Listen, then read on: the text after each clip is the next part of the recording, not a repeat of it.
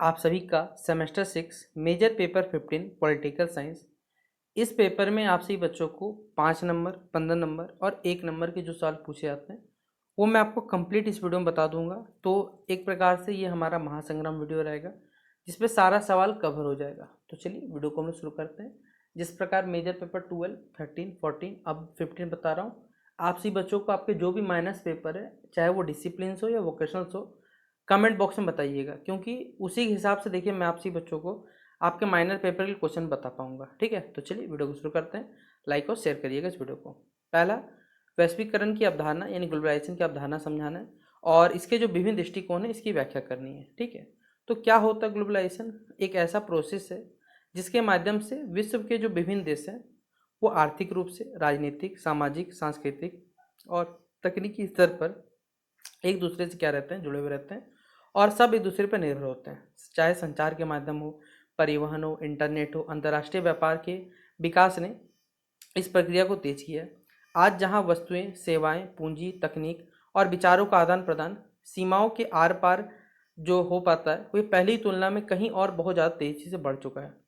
राजनीति विज्ञान अगर बात करें, वैश्वीकरण को केवल आप आर्थिक प्रक्रिया नहीं समझ सकते हैं, बल्कि इससे आप वैश्विक शासन हो गया, अंतर्राष्ट्रीय संबंध हो गए, राज्य की जो भूमिका है उसको भी प्रभावित करता है।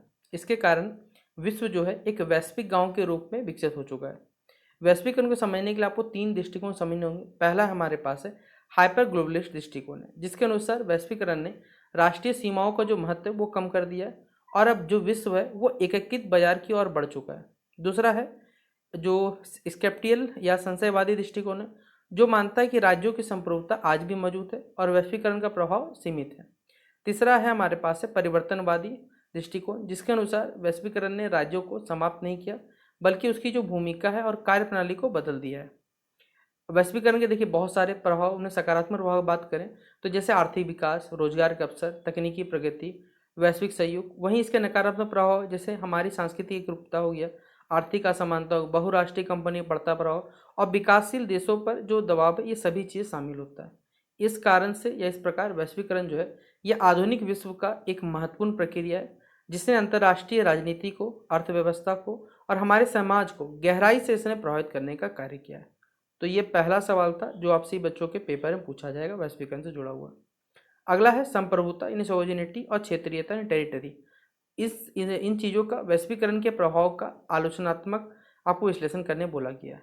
तो संप्रभुता मतलब का अर्थ है कोई राज्य अपने क्षेत्र, जनता और शासन पर सर्वोच्च अधिकार रखता है तथा उनके आंतरिक मामलों में कोई भी बाहरी जो शक्ति है वो हस्तक्षेप नहीं कर सकती। क्षेत्रीयता से यानी टेरिटरी से तात्पर्य होता है कि राज्य की निश्चित भौगोलिक सीमा और उन सीमाओं पर उसका नियंत्रण है। वैश्वीकरण में आपको मालूम है ये दोनों अवधारणाओं में महत्वपूर्ण परिवर्तन देखने को मिले। वैश्वीकरण के कारण क्या हुआ? व्यापार, पूंजी, सूचना, तकनीक और लोगों का आवागमन सीमाओं के पार जो है वो तेजी से बढ़ा। विश्व व्यापार संगठन, अंतर्राष्ट्रीय मुद्रा कोष या मतलब इंटरनेशनल मॉनेटरी फंड हो गया और विश्व बैंक जैसी संस्थाओं के नियमों के कारण कई बार देशों को अपनी जो आर्थिक नीति उसको बदलना पड़ा। इससे राष्ट्रीय संप्रभुता पर कुछ सीमा तक यहाँ प्रभाव पड़ा। जलवायु परिवर्तन, आतंकवाद, महामारी जैसी वैश्विक समस्याओं से निपटने के लिए देशों को सामूहिक यहाँ पर निर्णय भी लेने पड़े। दूसरी ओर क्षेत्रीयता पर बात करें तो वैश्वीकरण का प्रभाव दिखाई देता है, जैसे इंटरनेट, डिजिटल अर्थव्यवस्था हो गया, अंतर्राष्ट्रीय कंपनियों ने सीमाओं के महत्व को कुछ हद तक कम कर दिया। प्रवासन यानी माइग्रेशन और सीमा पर व्यापार ने विभिन्न देशों को पहले से अधिक जोड़ दिया। फिर भी सीमा सुरक्षा जो आव्रजन नियंत्रण हो गया, राष्ट्रीय सुरक्षा जैसे मामलों में राज्य जो है वो अपनी सीमाओं पर मौजूद नियंत्रण यहाँ बनाए रखते हैं। अगर हम आलोचनात्मक दृष्टि देखें तो वैश्वीकरण ने जो राज्य संप्रभुता है उसको पूरी समाप्त नहीं किया, बल्कि देखिए कुछ इसकी प्रकृति बदली। जैसे कोविड-19 जब महामारी है, इसके दौरान अधिकांश लोगों ने अपनी सीमाएं बंद कर दी और स्वतंत्र निर्णय लिए, जिससे स्पष्ट हुआ कि राज्य आज भी प्रमुख राजनीतिक इकाई है। इस प्रकार वैश्वीकरण ने संप्रभुता और क्षेत्रीयता को चुनौती दी है, लेकिन कंप्लीटली समाप्त नहीं हुआ, बल्कि इसकी भूमिका को एक नया वैश्विक संदर्भ के रूप में यहाँ पर परिवर्तन करके मतलब हमारे सामने लेके आया है। ठीक है, तो अगला सवाल है वैश्वीकरण के जो वैकल्पिक दृष्टिकोण है यानी अल्टरनेटिव पर्सपेक्टिव क्या हो सकते हैं, इसकी व्याख्या करनी है आपको क्वेश्चन नंबर 3 में। ठीक है, तो वैश्वीकरण ये आधुनिक विश्व का एक महत्वपूर्ण प्रक्रिया हमारे पास है, लेकिन सभी विद्वान इसे एक ही दृष्टिकोण से तो नहीं देख सकते, इसलिए बहुत सारे यहाँ पर वैकल्पिक दृष्टिकोण से विकसित हुए हैं। ये दृष्टिकोण वैश्वीकरण के प्रभाव, लाभ, हानि और राज्य की जो भूमिका है इसको अलग अलग तरीके से समझाते हैं। जैसा पहला है हाइपर ग्लोबलिस्ट, इस दृष्टिकोण के अनुसार वैश्वीकरण ने विश्व को एकीकृत बाजार के रूप में बदल दिया। इस विचार के समर्थक माने जाते हैं कि जो बहुराष्ट्रीय मल्टीनेशनल कंपनी हो गया, मुक्त व्यापार हो गया, डिजिटल तकनीक ने राष्ट्रीय सीमाओं का जो महत्व है वो कम कर दिया और राज्यों को आर्थिक शक्ति जो है वो पहले जैसी अब नहीं रही। इसके विपरीत संशयवादी में दृष्टिकोण माना जाता है कि वैश्वीकरण उतना नया या शक्तिशाली नहीं है जितना बताया जाता है। इसके अनुसार आज भी जो राष्ट्रीय सरकार है वो अपने राजनीतिक और आर्थिक निर्णय वो स्वयं ले सकती है, इसलिए राज्य की जो संप्रभुता है वो अभी भी बनी हुई है। फिर है परिवर्तनवादी दृष्टिकोण, दोनों के बीच का मार्ग अपनाता है। इसके अनुसार वैश्वीकरण ने राज्य को कमजोर नहीं किया बल्कि उसकी भूमिका को बदल दिया है। अब सरकारें अंतर्राष्ट्रीय संगठन, क्षेत्रीय समूह और वैश्विक नियमों के साथ मिलकर यहाँ पर कार्य करती है। इसके अतिरिक्त मार्क्सवादी जो दृष्टिकोण है इसने वैश्वीकरण को पूंजीवाद के विस्तार का माध्यम मानता है, जिससे जो विकसित देश है विकासशील देशों का आर्थिक शोषण करते हैं। वही नारीवाद दृष्टिकोण बताता है कि वैश्वीकरण ने महिलाओं को शिक्षा और रोजगार के अवसर दिए, लेकिन जो वेतन असमानता और जो श्रम शोषण जैसी समस्याएं बढ़ी है। तो इस प्रकार वैश्वीकरण का जो वैकल्पिक दृष्टिकोण देखते हैं हम लोग, यह स्पष्ट करते हुए यह प्रक्रिया सिर्फ केवल आर्थिक परिवर्तन ही नहीं बल्कि राजनीतिक, समाज, संस्कृति और हमारे शक्ति संबंधों को भी ये गहराई से प्रभावित करने का कार्य करती है। तो यह था तीसरा क्वेश्चन। अगला क्वेश्चन है अंतर्राष्ट्रीय जो पर्यावरण समझौते हैं, इंटरनेशनल एनवायरमेंटल एग्रीमेंट्स और जलवायु परिवर्तन पर उनके जो प्रभाव है इसका आपको वर्णन करने बोला गया है। ये क्वेश्चन नंबर 4 में आपसे पूछा जा रहा है। तो अंतर्राष्ट्रीय पर्यावरण समझौते हैं ऐसे समझौते जिनके माध्यम से विभिन्न देश पर्यावरण संरक्षण, प्रदूषण नियंत्रण और जलवायु परिवर्तन जैसी वैश्विक समस्या इसका समाधान करने के लिए सभी लोग मिलकर कार्य करते हैं। औद्योगिकरण यानी इंडस्ट्रियलाइजेशन और बढ़ते प्रदूषण कारण वैश्विक तापमान में वृद्धि हुई है, समुद्र स्तर का बढ़ना हुआ है, प्राकृतिक आपदाओं की संख्या बढ़ने लगी। इसी कारण देखिए अंतर्राष्ट्रीय जो समझौते होते हैं वो वास्तव में जैसे 1972 का स्टॉकहोम सम्मेलन जो था पर्यावरण संरक्षण दिशा में पहला बड़ा वैश्विक प्रयास था। इसके बाद 1992 में जो रियो अर्थ समिट था इसमें सतत विकास यानी सस्टेन डेवलपमेंट की अवधारणा को बढ़ावा दिया गया। फिर 1996 में क्योटो प्रोटोकॉल ये विकसित देशों के लिए ग्रीन हाउस गैसों के उत्सर्जन को कम करने का पहला कानूनी समझौता था। फिर 2015 का जो पेरिस एग्रीमेंट था ये सबसे महत्वपूर्ण समझौतों में से एक था, जिसका उद्देश्य यही था कि वैश्विक तापमान को 2 डिग्री सेल्सियस से नीचे करना है और संभव हो सके तो 1.5 डिग्री तक सीमित रखना है। इन समझौतों का जलवायु परिवर्तन पर देखिए महत्वपूर्ण प्रभाव भी पड़ा। इनके कारण देश ने नवीकरणीय ऊर्जा को बढ़ावा दिया, कार्बन उत्सर्जन कम करने का लक्ष्य निर्धारित किया, पर्यावरण जो नीति है सब में सुधार किया गया। साथ ही साथ विकसित देशों द्वारा जो विकासशील देश है उनको वित्तीय और तकनीकी सहायता देने की यहाँ पर व्यवस्था की गई। हालांकि आपको मालूम है कि सब बहुत सारा जो डेवलपमेंट होता है बहुत सारा चुनौती भी सामने आता है। कई देश अपने वादे को पूरी लागू नहीं कर पाए। विकसित और विकासशील देशों की जिम्मेदारी को लेकर मतभेद रहा है और कार्बन उत्सर्जन अभी भी हमारे पास चिंता का विषय बना हुआ है। इस प्रकार अंतर्राष्ट्रीय पर्यावरण समझौते जलवायु परिवर्तन से निपटने के लिए वैश्विक सहयोग का महत्वपूर्ण आधार है और सतत विकास की दिशा में एक आवश्यक भूमिका निभाता है हमारे पास। ठीक है, तो ये था हमारा चौथा नंबर क्वेश्चन। अगला है परमाणु अप्रसार संधि, न्यूक्लियर नॉन प्रोलिफरेशन जो हमारे पास ट्रीटी है, एनपीटी शॉर्ट में इसे कहते हैं। इसका उद्देश्य बताना है, विशेषता और इसकी सीमाओं का को मूल्यांकन करना है। ठीक है, तो परमाणु अप्रसार संधि विश्व में परमाणु हथियार का होड़ है। इसके प्रसार रोकने के लिए देखिए जो बेसिकली सबसे महत्वपूर्ण जो अंतर्राष्ट्रीय संधियों में से एक है, यह संधि बेसिकली 1968 में बनाया गया था और 1970 में लागू हुआ। इसका उद्देश्य ये था कि परमाणु हथियारों के विस्तार को रोका जाए, परमाणु निःशक्तिकरण को बढ़ावा दे सके और परमाणु ऊर्जा के शांतिपूर्ण उपयोग को यहाँ पर प्रोत्साहन मिले। वर्तमान में आपको मालूम है कि अधिकांश देश इस संधि के सदस्य है, जबकि भारत, पाकिस्तान, इजराइल इसके सदस्य नहीं है। क्योंकि भाई जो देश बेसिकली जैसे इसको तो होना ही नहीं चाहिए था, ये तो नापाक है, इसको हटा देना चाहिए धरती से। हमारे पास हमने रखा है, लेकिन हमारे पास ये कि भैया जब तक हम पे आक्रमण नहीं होगा हम लोग हमला नहीं करने वाले। ठीक है, तो ये हमारी नीति है। एनपीटी 3 प्रमुख स्तंभ पर आधारित है। पहला परमाणु हथियारों का प्रसार, जिसके तहत परमाणु हथियार संपन्न जो अन्य देशों को ऐसे हथियार विकसित करने में सहायता नहीं दिया जाएगा। जैसे मालूम है आपको कि अमेरिका ने ईरान पर हमला इसी कारण से किया है। दूसरा स्थिरीकरण हो गया। ठीक है, जिसके अनुसार परमाणु शक्तियों को या धीरे धीरे अपने हथियार कम करने का प्रयास करना चाहिए। तीसरा है परमाणु ऊर्जा का शांतिपूर्ण उपयोग, जिसके तहत जो सदस्य देशों को ऊर्जा, चिकित्सा और वैज्ञानिक अनुसंधान के लिए जो परमाणु तकनीक है उसका उपयोग करने की अनुमति दी गई है।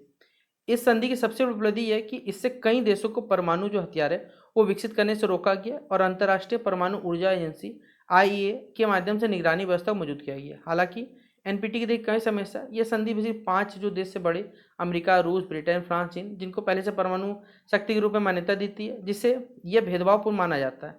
भारत का तर्क हमारा ये रहा कि यह संधि सभी देशों के लिए समान जो नियम लागू नहीं कर सकती है। साथ ही साथ कई परमाणु शक्तियां अब अपने हथियार पूरी तरह समाप्त नहीं कर पाई है।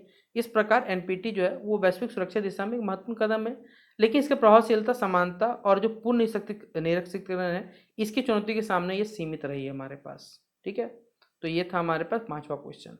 अगला है comprehensive nuclear test ban treaty, CTBT जिसे कहते हैं, और विश्व परमाणु राजनीति में इसकी भूमिका जो है इसका विश्लेषण करने बोला गया क्वेश्चन नंबर 6 में।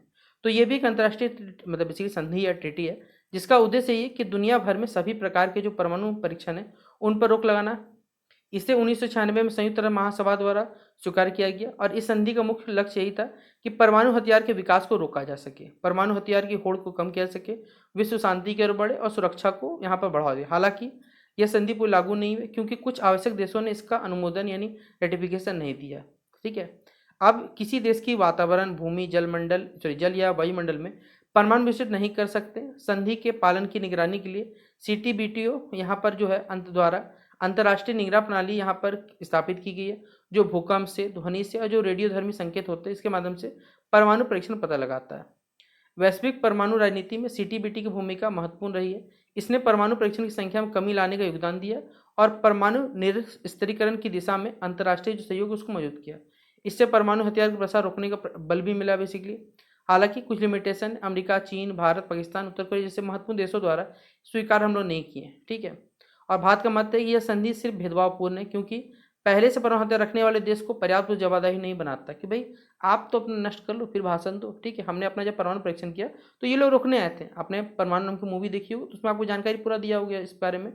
इस प्रकार सीटीबीटी जो है विश्व को परमाणु परीक्षण से मुक्त बनाने का एक महत्वपूर्ण प्रयास है, लेकिन इसकी सफलता सभी प्रमुख देशों की पूर्ण भागीदारी और जो उसकी प्रतिबद्धता है इस पर यह निर्भर करती है हमारे पास।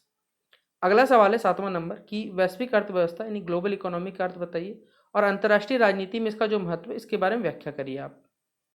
तो वैश्विक अर्थव्यवस्था का अर्थ क्या है और अंतर्राष्ट्रीय राजनीति में इसका जो महत्व है इसके बारे में व्याख्या करने बोला गया है।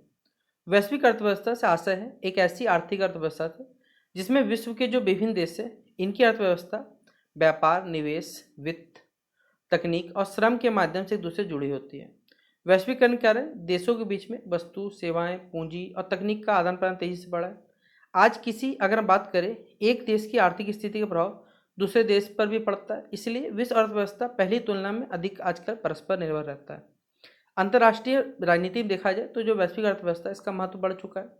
आर्थिक शक्ति आज किसी देश की राजनीतिक जो शक्ति है इसका एक महत्वपूर्ण आधार बन गया है।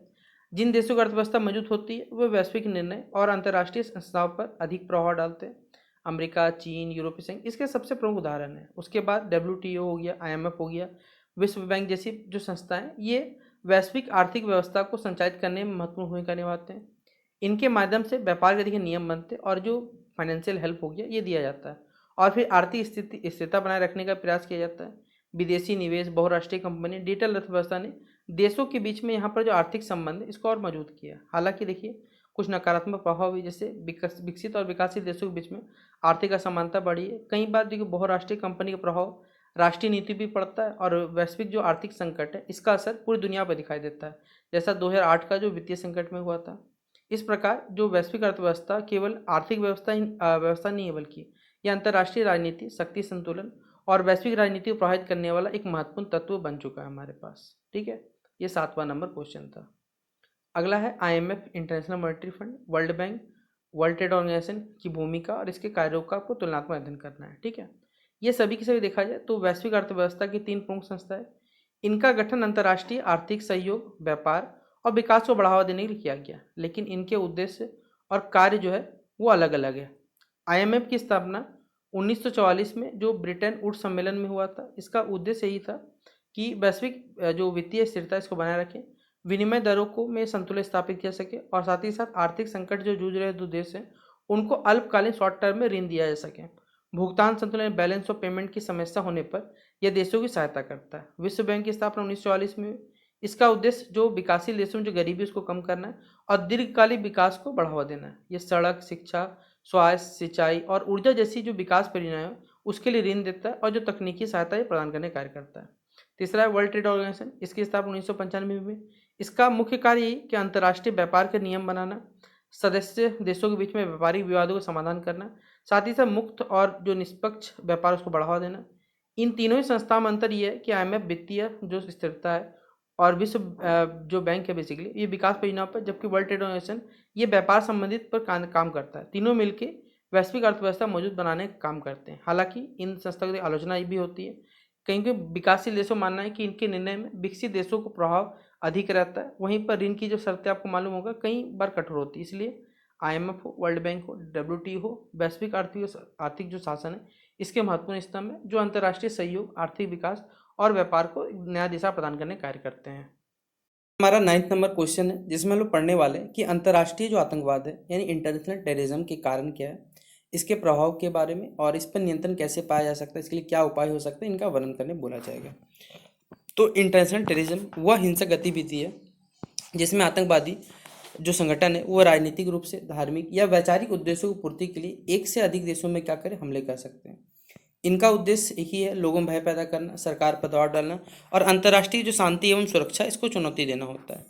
11 सितंबर 2001 को जो अमेरिका पर हमला हुआ, फिर हमारे मुंबई में 26/11 हमला हो गया, ISIS जैसी जैसी घटनाएं जो है ये इसके पुराने बहुत सारे उदाहरण है हमारे पास। ठीक है, अंतर्राष्ट्रीय आतंकवाद कई कारण हैं। पहले धार्मिक कट्टरता, राजनीतिक अस्थिरता, गरीबी, बेरोजगारी, सामाजिक असमानता, अलगाववाद, इंटरनेट के माध्यम से कट्टरपंथी जो विचारों को यहाँ पर प्रसार किया जाता है, इनके प्रमुख कारण में माने जाते हैं। कई बार विदेशी जो हस्तक्षेप ये भी शामिल होता है और क्षेत्रीय संघर्ष भी आतंकवाद को बढ़ावा देने कार्य करते हैं।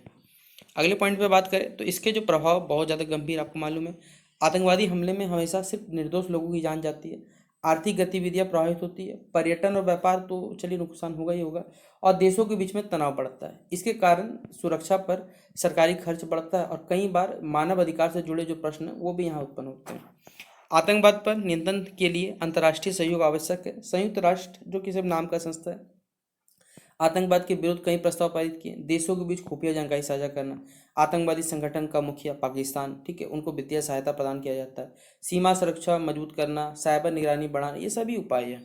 साथ ही साथ शिक्षा, रोजगार, सामाजिक समावेशन को बढ़ावा देकर कट्टरपंथ की जो जड़ें उनको कमजोर किया जा सकता है। भारत में आपको मालूम आतंकवाद फैलाने का एकमात्र वजह है पाकिस्तान, ठीक है, जो आतंकवाद का गिरोह है जो बोल सकते हैं आप लोग। तो भारत ने आतंकवाद से निपटने के लिए राष्ट्रीय जो जांच एजेंसी NIA जैसी संस्था को मजबूत किया और अंतर्राष्ट्रीय स्तर पर सहयोग बढ़ाया। इस प्रकार हम लोग जो अंतर्राष्ट्रीय आतंकवाद है इसमें वैश्विक शांति के लिए गंभीर चुनौती है, जिसे प्रभावी ढंग से निपटने के लिए राष्ट्रीय हो चाहे अंतर्राष्ट्रीय स्तर पर सभी को समन्वित प्रयास करना आवश्यक होता है। तो ये था अंतर्राष्ट्रीय आतंकवाद से जुड़ा हुआ सवाल।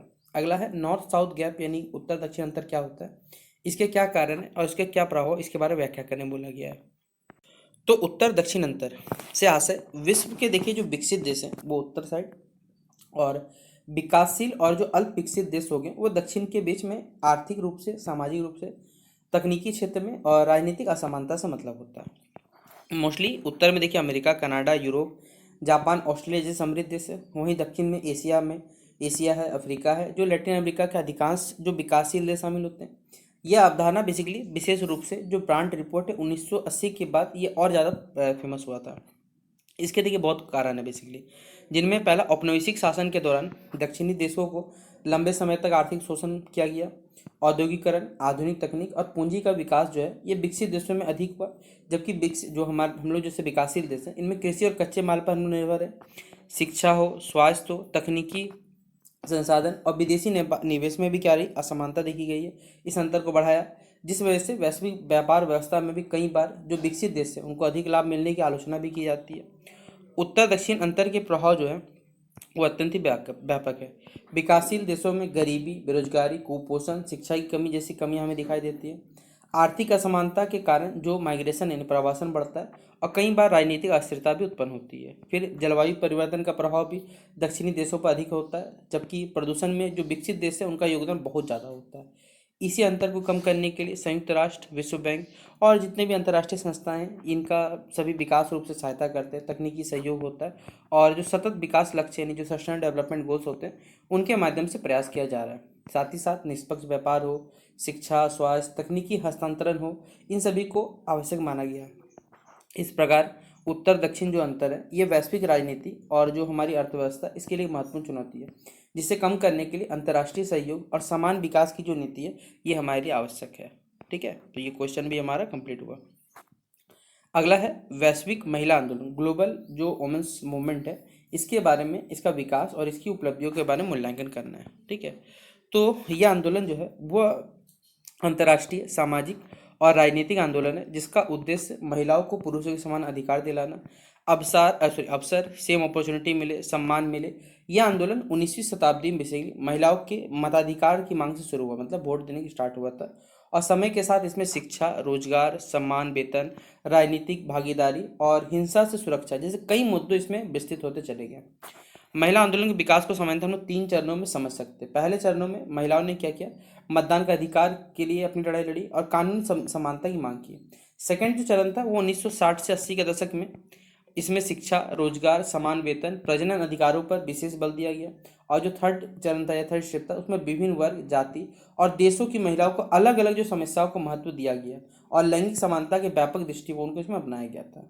संयुक्त राष्ट्र यूनाइटेड नेशन ने महिलाओं जो अधिकार है उनको बढ़ावा देने में महत्वपूर्ण भूमिका निभाई।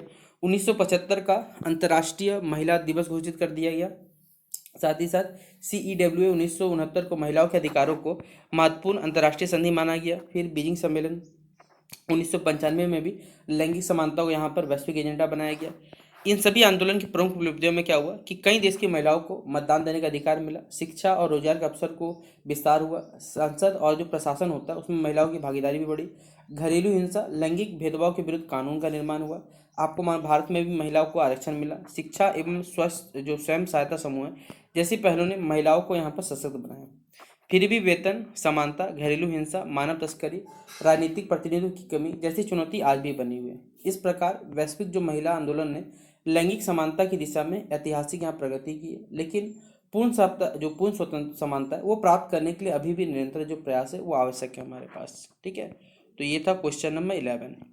अगला क्वेश्चन है हमारे पास है संयुक्त राष्ट्र के बारे में, इसकी भूमिका और वैश्विक शासन में इसका जो महत्व है इसके बारे में विश्लेषण करने बोला गया है। तो हमने अभी तक आपसे बच्चों टोटल 11 सवाल करवा दिए। आपसे बच्चे इन सवालों को पढ़ लेते हैं तो आपसे बच्चों पेपर बहुत ही बेहतरीन जाएगा। तो आप सारे सवाल पढ़ लीजिए अच्छे से, और आपसे बच्चों अगर वीडियो को लाइक नहीं किया अभी तक, इस वीडियो को लाइक और शेयर करें। ठीक है, देखिए क्या है, संयुक्त राष्ट्र यूनाइटेड नेशन विश्व का सबसे बड़ा अंतर्राष्ट्रीय संगठन है जिसकी स्थापना 24 अक्टूबर 1945 को सेकेंड वर्ल्ड वार के बाद विश्व में शांति लाना है, सुरक्षा लाना, अंतर्राष्ट्रीय सहयोग स्थापित करने के लिए उद्देश्य से बनाया गया था। इसका मुख्यालय न्यूयॉर्क अमेरिका में, और वर्तमान लगभग सभी जो स्वतंत्र देश हैं इसके सदस्य हैं। संयुक्त राष्ट्र का मुख्य उद्देश्य यही है कि अंतर्राष्ट्रीय शांति को बनाए रखना, देशों के बीच विवादों का शांतिपूर्ण समाधान किया जा सके, मानव अधिकार की रक्षा करना, गरीबी कम करना, सामाजिक और आर्थिक जो विकास है उसको बढ़ावा देना। इसके 6 देखिए प्रमुख अंग, जैसे पहला एक महासभा है, फिर है सुरक्षा परिषद, आर्थिक एवं सामाजिक परिषद, और एक हो गया अंतर्राष्ट्रीय न्यायालय सचिवालय, और हो गया न्यास परिषद। टोटल इस ग्रुप में 6 ग्रुप में बांट दिया गया है।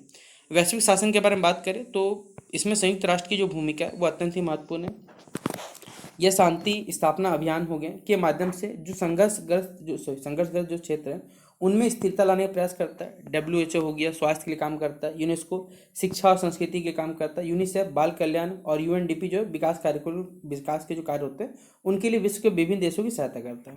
जलवायु परिवर्तन, आतंकवाद, शरणार्थी संकट हो गया, सतत जो विकास लक्ष्य हो गए जैसे मुद्दों पर संयुक्त राष्ट्र जो समन्वय है ये सभी चीज स्थापित करना चाहता है यहाँ पर।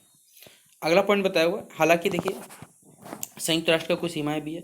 सुरक्षा परिषद के 5 ही क्या है यहाँ पर स्थायी सदस्य, और सभी इनको ही वीटो अधिकार के कारण कई बार महत्वपूर्ण निर्णय प्रभावित हो सकते हैं।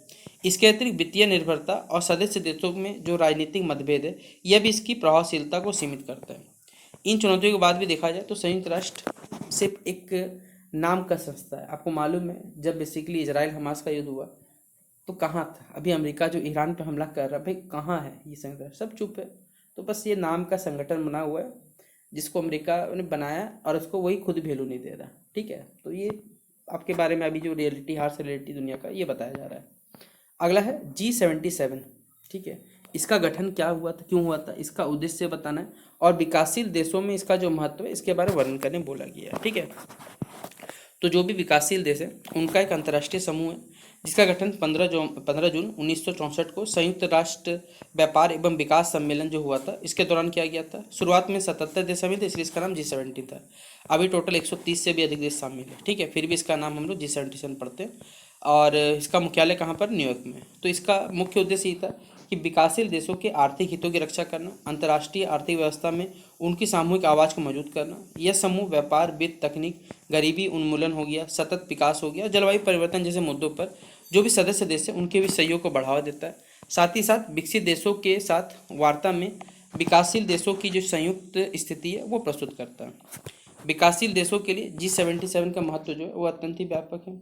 यह संयुक्त राष्ट्र में उनकी राजनीतिक और जो आर्थिक शक्ति है उसको बढ़ाता है। साथ ही साथ जो वैश्विक निर्णय हो सकते हैं उनकी भागीदारी सुनिश्चित करने का प्रयास करता है। जलवायु परिवर्तन के मुद्दे पर यह जो समूह है ये विकसित देशों से वित्तीय और तकनीकी सहायता की मांग करता है। विश्व व्यापार संगठन, world trade organisation, IMF, world bank जैसी मंचों पर भी G77 जो है वो विकासशील जो देश है उनके हितों का समर्थन करता है। देखिए, लेकिन G77 को चुनौती भी है, जैसे सदस्य देशों के आर्थिक और जो राजनीतिक हित है वो हमेशा आसान नहीं होते हैं, जिससे कई बार एकमत निर्णय लेना कठिन हो सकता है। इसके बावजूद यह समूह जो है ये वैश्विक दक्षिण मतलब ग्लोबल साउथ की सबसे प्रभावशाली आवाज़ों में एक माना जाता है। इस प्रकार जो G77 है ये विकसित देशों, विकासशील जो देश है उनके लिए सहयोग, समानता और न्यायपूर्ण जो वैश्विक आर्थिक अर्थव्यवस्था है इसकी दिशा में एक महत्वपूर्ण मंच है हमारे पास। ठीक है, तो ये था क्वेश्चन नंबर 13। अगला सवाल है मानव अधिकार, ह्यूमन राइट्स की सार्वभौमिक घोषणा, universal declaration of human rights 1948। इसके प्रमुख प्रावधान बताने हैं और इसका जो महत्व है इसके बारे में आपको बताना है। ठीक है, तो मानव अधिकार की सार्वभौमिक घोषणा संयुक्त राष्ट्र महासभा द्वारा 10 दिसंबर 1948 को स्वीकार की गई थी। सेकेंड वर्ल्ड वॉर के दौरान हुए जो अत्याचार के बाद यह घोषणा सभी मनुष्यों के लिए समान अधिकार और उनकी जो गरिमा है ये सुनिश्चित करने के उद्देश्य से बनाई गई थी। इसमें टोटल 30 अनुच्छेद यानी आर्टिकल्स है जो प्रत्येक व्यक्ति के जो मूल अधिकार और उनकी जो स्वतंत्रता की रक्षा करते हैं। इसी कारण हर साल हम लोग क्या करते हैं, 10 दिसंबर को बेसिकली विश्व मानवाधिकार दिवस मनाया जाता है। और जो हमारे पास यूनिवर्सल डिक्लेरेशन ह्यूमन राइट्स है इसके कुछ प्रमुख प्रावधानों में बात करें तो जीवन, स्वतंत्रता, सुरक्षा का अधिकार है, कानून के समक्ष समानता है, विचार एवं अभिव्यक्ति की स्वतंत्रता है, धर्म की स्वतंत्रता, शिक्षा का अधिकार है, काम करने और उचित वेतन पाने का अधिकार है, सामाजिक सुरक्षा और सांस्कृतिक जीवन में भाग लेने का अधिकार, ये सभी चीज़ शामिल है। यह घोषणा किसी भी व्यक्ति के साथ जाति, धर्म, भाषा, लिंग, राष्ट्रीयता के आधार पर भेदभाव का विरोध करती है। नेक्स्ट पॉइंट बताया हुआ है कि इस घोषणा का महत्व अत्यंत ही व्यापक है। यह आधुनिक मानवाधिकार व्यवस्था का आधार माना जाता है और अनेक देशों के संविधान तथा कानूनों को इससे प्रेरणा मिलती है। भारत के संविधान में दिए गए जो मौलिक अधिकार है इसके सिद्धांत का प्रभाव दिखा सकता है। संयुक्त राष्ट्र और जो अंतर्राष्ट्रीय संस्थाएं मानवाधिकार के संरक्षण के लिए इसी घोषणा को मार्गदर्शक बनाती है। लेकिन देखिए, अगर कहा जाए जो यूनिवर्सल डिक्लेरेशन ह्यूमन राइट्स है ये स्वयं कानून रूप से एक बाध्यकारी संधि नहीं है, फिर भी इसकी जो नैतिक और अंतर्राष्ट्रीय मान्यता है वो बहुत मौजूद है। आज भी जब मानव अधिकार के उल्लंघन, भेदभाव और हिंसा के विरुद्ध संघर्ष होता है तो ये महत्वपूर्ण आधार बन के निकलता है, हमारे पे आधार प्रदान करती है। इस प्रकार जो यूनिवर्सल डिक्लेरेशन ह्यूमन राइट्स है 1948 का, ये मानव गरिमा, समानता और स्वतंत्र रक्षा करने वाला विश्व का सबसे महत्वपूर्ण मानव अधिकार जो दस्तावेज है वो माना जाता है हमारे पास। ठीक है, अगला क्वेश्चन है हमारे पास और 15 नंबर और 5 नंबर की सीरीज में लास्ट क्वेश्चन रहेगा कि प्रवासन यानी जो माइग्रेशन होता है और वैश्वीकरण के कारण जो शक्ति यानी पावर और जो शासन है यानी गवर्नेंस, इसमें आए हुए जो परिवर्तन है इसका आपको विश्लेषण करना बोला गया है। ठीक है, माइग्रेशन से आशय लोगों का रोजगार, शिक्षा, सुरक्षा या बेहतर जीवन जीने की तलाश में एक स्थान से दूसरे स्थान जाना या एक देश से दूसरे देश जाना है। वैश्वीकरण के कारण परिवहन हो, संचार हो, अंतर्राष्ट्रीय संपर्क बढ़ने से प्रवासन में उल्लेखनीय यहाँ वृद्धि भी हुई है। आज लाखों लोग काम, शिक्षा, व्यापार के लिए सीमाओं के पार जाकर रहते हैं और कार्य भी करते हैं। प्रवासन के मुख्य प्रमुख कारण बात करें तो बेरोजगारी, गरीबी, युद्ध, राजनीतिक अस्थिरता, जलवायु परिवर्तन हो गया, प्राकृतिक आपदाएं और बेहतर शिक्षा और रोजगार के अवसर शामिल हैं। इसमें श्रम शक्ति का अंतर्राष्ट्रीय स्तर पर आदान प्रदान बढ़ा है और कई देशों की अर्थव्यवस्था को कुशल एवं अकुशल जो श्रमिक है ये भी इससे प्राप्त हुए हैं। वैश्वीकरण शक्ति की प्रकृति में परिवर्तन किया। पहले शक्ति का आधार जो है मुख्यतः वो सैन्य बल और क्षेत्रीय बल, लेकिन अब आर्थिक शक्ति में देखा जाता है जो तकनीकी क्षमता किसी के पास है, सूचना है, डिजिटल नेटवर्क, बहुराष्ट्रीय कंपनी, ये सभी महत्वपूर्ण हो गया है। अमेरिका, चीन और यूरोपीय संघ जैसे देश जो है वो आर्थिक और तकनीकी शक्ति के माध्यम से जो विश्व राजनीति या वैश्विक राजनीति उसको प्रभावित करते हैं। शासन के क्षेत्र में बात करें तो महत्वपूर्ण बदलाव है, जैसे अब केवल सिर्फ राष्ट्रीय सरकार निर्णय लेते बल्कि संयुक्त राष्ट्र, विश्व व्यापार संगठन, अंतर्राष्ट्रीय मुद्रा कोष, विश्व बैंक, क्षेत्रीय संगठन को भूमिका भी बढ़ चुका है। जलवायु परिवर्तन, महामारी, आतंकवाद, प्रवासन जैसी समस्याओं के समाधान के लिए जो वैश्विक सहयोग है यह अब आवश्यक हो चुका है।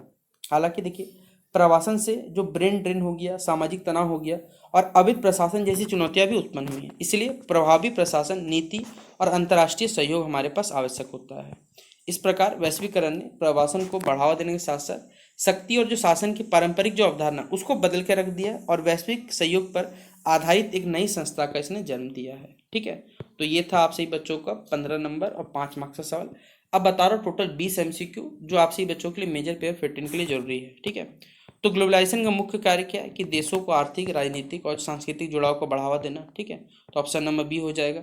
हाइपर ग्लोबलिस्ट दृष्टिकोण किस बात पर ये जोर देता है? तो ये राष्ट्रीय सीमाओं का महत्व कम हो इस पर जोर देता है। फिर अगला है एनपीटी न्यूक्लियर जो नॉन प्रोलिफरेशन ट्रीटी है, ये कब लागू हुआ था ये हमें बताना है। तो ये लागू हुआ था हमारे पास 1970 को लागू हुआ था। तो ऑप्शन नंबर क्या हो जाएगा? 3 बी हो जाएगा इसका। ठीक है, 1970। फिर है सीटीबीटी का मुख्य उद्देश्य क्या है कि भैया सभी परमाणु जो परीक्षण है उस पर प्रतिबंध लगाना। ऑप्शन नंबर क्या होगा? B number. पेरिस जो जलवायु समझौता ये किस साल हुआ था? तो याद देखिए 2015 था हमारे पास। ऑप्शन नंबर सी होगा। फिर है विश्व व्यापार जो संगठन है यानी वर्ल्ड ट्रेड ऑर्गेनाइजेशन, इसकी स्थापना कब हुई थी? तो वर्ष 1995 को हुई थी। तो ऑप्शन नंबर सी हो जाएगा। फिर है आईएमएफ का मुख्यालय कहाँ है? तो याद देखिएगा जो वाशिंगटन डीसी है, अमेरिका, मतलब बेसिकली सीधा सीधी उसको वहीं पर है। तो ऑप्शन नंबर क्या होगा? C number. अगला है विश्व व्यापार सॉरी विश्व बैंक का वर्ल्ड बैंक का मुख्य उद्देश्य क्या है कि जो भी विकास परियोजना है उसके लिए सहायता प्रदान करना। तो ऑप्शन नंबर बी हो जाएगा। अंतर्राष्ट्रीय आतंकवाद का मुख्य उद्देश्य क्या है कि भैया लोगों में भय उत्पन्न करना। ये बेस्ट ऑप्शन है हमारे पास। अगला है question number 8 number north south gap के संबंधित है। तो ये आर्थिक और जो सामाजिक असमानता उससे संबंध होता है हमारे पास। फिर ये ब्रांड रिपोर्ट है वो किस वर्ष प्रकाशित हुआ था? तो वर्ष 1980 को प्रकाशित हुआ। तो ऑप्शन नंबर क्या होगा? C number. फिर है सीईडब्ल्यू किस संबंधित? तो महिलाओं के अधिकार संबंधी याद रखिएगा। तो ऑप्शन नंबर क्या हो जाएगा? बी नंबर हो जाएगा। अगला है यूनाइटेड नेशन की स्थापना 1945 याद रखिएगा, 24 अक्टूबर। तो ऑप्शन नंबर बी हो जाएगा। और यूएन का मुख्यालय कहाँ पर है? तो अभी से हमने बताया न्यूयॉर्क में हमारे पास। ऑप्शन नंबर क्या होगा? C number. G77 का गठन कब हुआ था? तो 1964 का हुआ था। ऑप्शन नंबर क्या होगा? B number.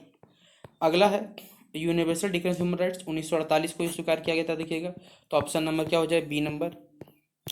अगला है विश्व मानव अधिकार दिवस हम लोग कब मनाते हैं? तो हर साल याद रखिए 10 दिसंबर को मनाया जाता है। तो ऑप्शन नंबर क्या हो जाएगा? सी नंबर हो जाएगा। फिर है प्रवासन यानी माइग्रेशन का क्या अर्थ है? एक स्थान से दूसरे स्थान जाना, ये माइग्रेशन कहलाता है।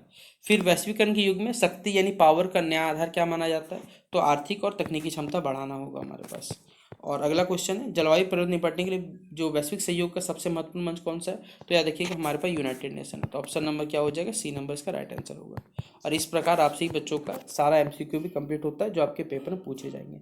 तो इस प्रकार आपका मेजर पेपर 15 पॉलिटिकल साइंस भी कंप्लीट होता है एक ही वीडियो में। आप आपसे ही बच्चे इस वीडियो को लाइक और शेयर जरूर करिएगा, मैं उम्मीद करूंगा आपसे। और बाकी कमेंट बॉक्स में मेंशन करिएगा आपका माइनर पेपर क्या है और कौन से कॉलेज के स्टूडेंट हैं आप बताइएगा, कहाँ से हमारा वीडियो देख रहे हैं बता सकते हैं। तो इस वीडियो को शेयर करें और अगर हम फॉलो करना चाहते हैं इंस्टाग्राम पे, फेसबुक फॉलो कर सकते हैं। तो चलिए मिलते हैं नेक्स्ट वीडियो पे, तब तक के लिए जय हिंद और जय भारत।